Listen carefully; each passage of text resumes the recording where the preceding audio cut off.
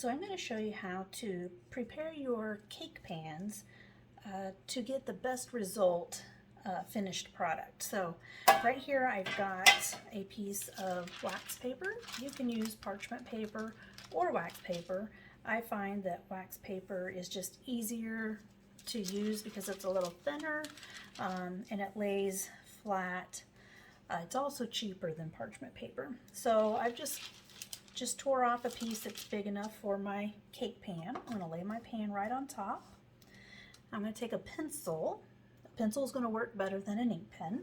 And I'm just going to draw a line around that pan. Now that I've got my circle, I'm just going to fold my paper here, just lining up. As you can see your pencil mark, so just lining that up. This is just going to make cutting it so much faster than cutting all the way around the ring. So that I've got it like that, and then I'm just going to take my scissors, just like that. So now I've got my perfect circle. Okay. Now for the cake pan, I'm going to prep it with some baker's spray. So this spray is an oil, and then it also has some flour already in it. I like it because it's just quick and easy. You could take a little bit of Crisco and lightly oil your pan and then dust it with just a little bit of flour and then knock out the rest of your excess flour. But I find this is just so much easier. So for the first step, I'm just gonna just spray it around just so that there's some on the bottom. And then I'm gonna take my parchment paper, wax paper here. I'm just gonna place it in the bottom. That spray is just gonna help to hold that in place so that it doesn't come up when you pour your batter in. And then I'm just going to spray it again, a good coating. So that's prepped.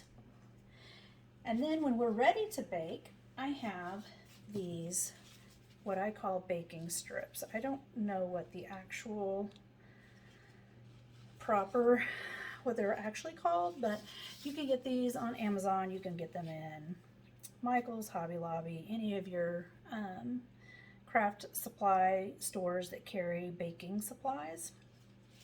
So it's just a strip of fabric. This kind of has a little bit of a coating on it, and you're just going to get it wet. You don't have to soak it, but just get it wet, and then you're just going to kind of get the excess water out like so over your sink. Anyway, and then you're just going to take and wrap it around your cake pan like so.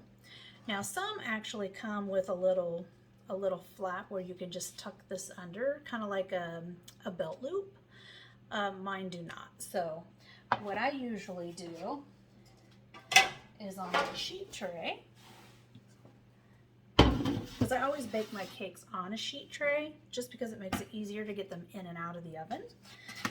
Then if your sheet tray is nice and flat, you can take it and you can just kind of bump it up against the side, and that will hold that in place. So these will actually help to keep your cake baking evenly so that you don't have a dome. When you have a dome, you wind up having to cut so much of your cake off, and then that just gets wasted. Or you just eat it as a snack or whatever. So this will help to keep your cake baking at a more even pace so that there's very little, if anything, to cut off of your cake to level it. And how it does that, it just, when your cake bakes, it bakes from the outer edges and then bakes in. So as the inner part is still batter and this starts to be more solid, it just pushes that inward. So that's how you get that dome. But these strips actually slow that process down on the outside so that all of the cake bakes at about the same speed at the same time. So you'll get a flatter cake. So